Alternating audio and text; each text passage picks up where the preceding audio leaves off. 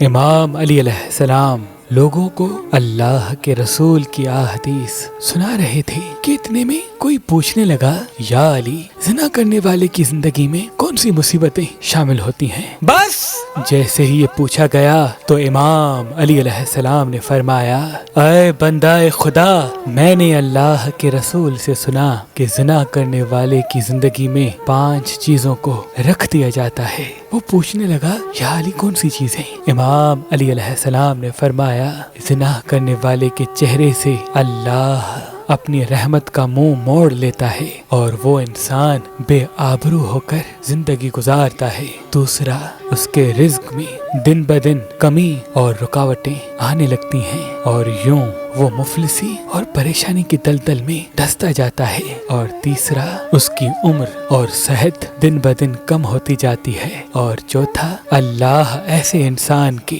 نیک اعمال قبول نہیں کرتا اور اللہ ایسے انسان سے ناراض رہتا ہے۔ اور پانچواں، اللہ اپنے فرشتوں سے وعدہ کرتا ہے کہ اس کے مقدر میں دوزخ کی آگ لکھ دی جائے، اور یوں زنا کرنے والا اپنے ہاتھوں سے ہی اپنی دنیا اور آخرت تباہ کر بیٹھتا ہے، رسوا کر بیٹھتا ہے، تباہ کر بیٹھتا ہے۔